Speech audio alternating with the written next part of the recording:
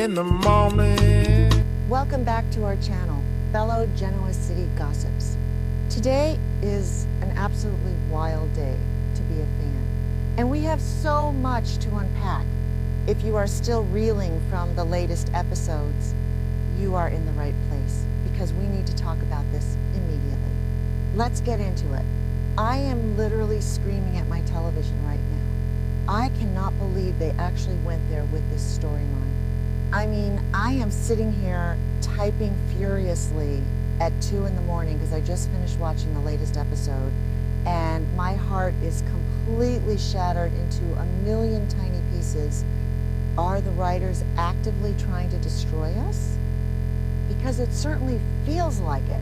I have been watching this show religiously since 2015, and this is without a doubt the most gut-wrenching, emotionally devastating thing they have done to the Newman family in years. I know some people are loving this high-stakes medical drama, but personally, I am just a mess of tears and frustration. We need to talk about Nikki Newman. We need to talk about the absolute nightmare that is unfolding right in front of our eyes in the week of June 22 to June 26. Wait, I'm getting ahead of myself. Let me take a breath. Okay, back to the point. Dr. Nowling, that cold clinical office, the sheer terror on Nikki's face when the words brain tumor finally came out of Dr. Nowling's mouth, I felt like all the air was sucked right out of my living room.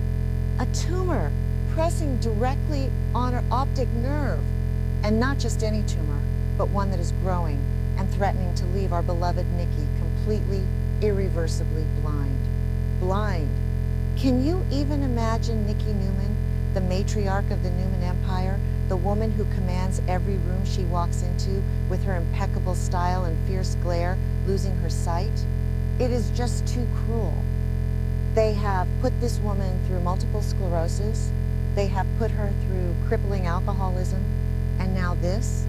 It feels like torture porn at this point, and I am so incredibly stressed out for her. And the worst part, the absolute worst part, is the impossible choice they have laid out in front of her. Dr. Nowling made it terrifyingly clear. If she does nothing, the tumor continues to press on the optic nerve, and she goes completely blind. But if she goes through with the risky removal surgery that the doctor is suggesting, the surgical trauma itself could sever the nerve and cause the exact same total blindness. It is a lose-lose situation. A total nightmare scenario. I mean, how is a person supposed to process that kind of devastating news? You could see the sheer panic in Melody Thomas Scott's eyes during that scene.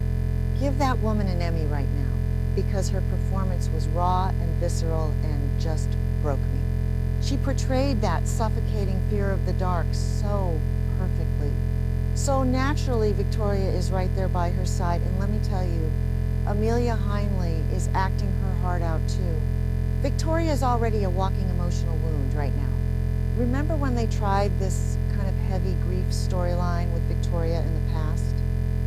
Yeah, she usually shuts down and builds a massive emotional wall. But here, she is trying so desperately to be the strong, stoic rock for her mother. She is holding Nikki's hand, trying to keep the tears from falling, putting on this brave face, while internally you just know she is screaming. Victoria is already carrying the massive, suffocating trauma of Cole Howard's sudden death. She is terrified of losing another person she loves. And now she is staring down the barrel of her mother, facing a life-threatening brain tumor and potential blindness. It is just too much for one person to carry. Victoria is begging her, pleading with her, to talk to Nate Hastings, to get second opinions, to do something, anything, to fix this. But of course, Nikki is being classic, stubborn Nikki. Because what does she do the second they leave that horrible appointment? She swears Victoria to absolute secrecy. She refuses to tell Victor. I mean, are you kidding me right now? I am sorry, But this is exactly the kind of frustrating miscommunication trope that makes me want to throw my remote at the screen. I get it. I really do. Nikki is furious with Victor. She is disgusted by his recent actions, especially how he used Patty Williams, a literal psychopath, to drug and kidnap Jack Abbott on that yacht. Nikki feels like Victor has crossed a moral event horizon, and she does not want him swooping in to play the doting, heroic husband just out of a sense of obligation. She is pushing him away with both hands because she cannot stand the thought of him only loving her out of pity. She does not want his pity. Pity is the one thing Nikki Newman cannot stomach. But come on, this is Victor Newman we are talking about.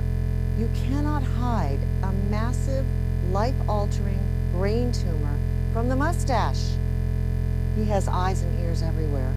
And more importantly, he knows his wife better than anyone else on this planet. Even when they are at each other's throats, even when they are sleeping in separate bedrooms and barely speaking, Victor knows when something is wrong with Nikki. You can already see the cracks forming in her lie. Her headaches are becoming so severe, she can barely stand up straight. Her vision is blurring at the most inconvenient times, and she is accidentally showing these symptoms right in front of him, like that scene with Claire. Oh my gosh, Claire trying to play matchmaker and set up a Parent Trap style lunch for her grandparents at the Genoa City Athletic Club. It was sweet, but so incredibly misguided. Claire invited both Victor and Nikki to lunch, hoping to force a reconciliation. But Nikki had to bail because the pain in her head was just too excruciating and she needed to rest in her room. So Victor shows up, sees the leftover table settings, and instantly calls out Claire's little trick. He is way too smart for that. But when Claire tries to cover for her grandmother's absence by mentioning Nikki's severe headaches and blurry vision, you could literally see the gears turning in Victor's head. He is connecting the dots. He knows she is sick, even if he doesn't know exactly what the diagnosis is yet. He knows, or at least he suspects something is terribly wrong. Victor is going to find out, and when he does, the fallout is going to be nuclear. I am dreading it, and yet I cannot look away. I know some people are loving this stubborn Nikki era, but personally, I just want them to hug and cry and face this together. Remember when Nikki had her MS flare-ups in the past? Victor moved heaven and earth to get her the best specialist in the world. He will do it again. He will buy the entire hospital if he has to. But Nikki pushing him away is only going to make his eventual discovery that much more explosive. When Victor realizes that his wife is facing potential death and total blindness, and that she hid it from him because of his own toxic vendetta against Jack Abbott, the guilt is going to absolutely destroy him. It is going to break him in half. And if all of this wasn't enough to give us a collective heart attack, we have to talk about Nick. Poor, tortured, traumatized Nick Newman. My heart physically aches for him. Matt Clark really did a number on him in Las Vegas. Matt didn't just kidnap him, he psychologically broke him and pumped him so full of drugs that Nick is now battling a full-blown, terrifying fentanyl addiction. And Nick is trying so hard to fight it. He is trying to be the strong, reliable Newman son. But how much can one man take? How much trauma can one human being absorb before they just completely snap? Now, Nick is going to find out about his mother's brain tumor. Or at least he is going to sense the suffocating tension in the family and see his mother deteriorating. The Y&R spoilers are heavily hinting that Nick is going to face some massive temptations, and we all know exactly what that means.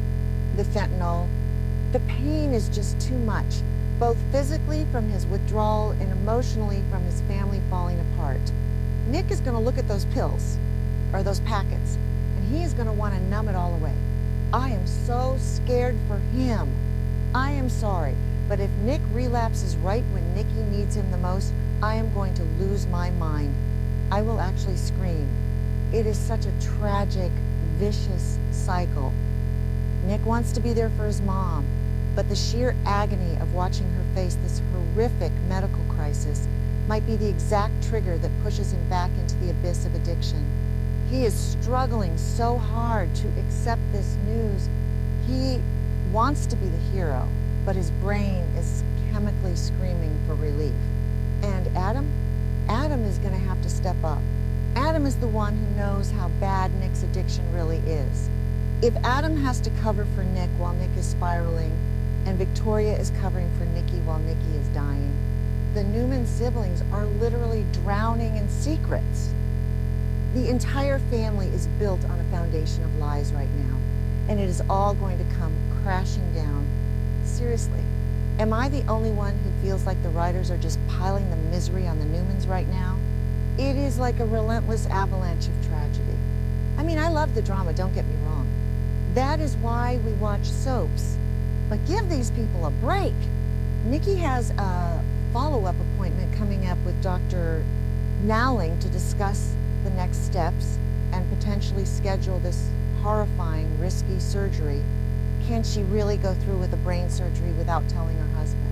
Victoria's going to crack. Victoria cannot carry the weight of this secret alone.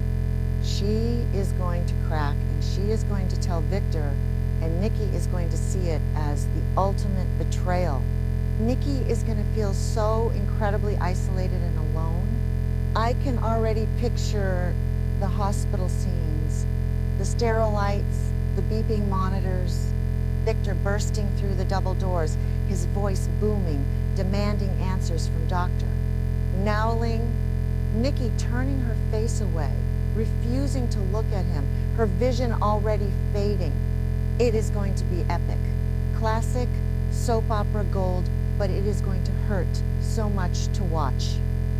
I am dreading it, but I am also absolutely here for it because Melody Thomas Scott and Eric Braeden always deliver absolute masterclasses in acting when they are given material like this.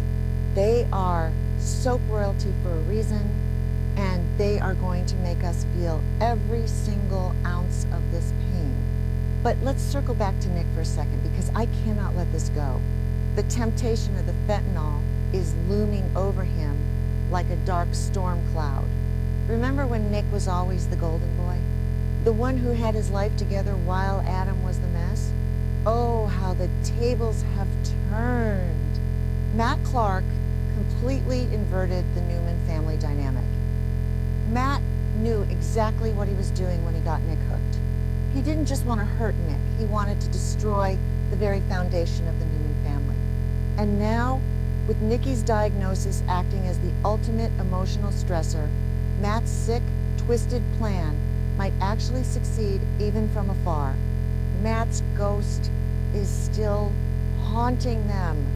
If Nick gives in to the temptation, if he takes that fentanyl to numb the pain of his mother's impending blindness and possible death, he might not survive it this time. His body is already so weak. And Victor is going to be fighting a war on two fronts. He is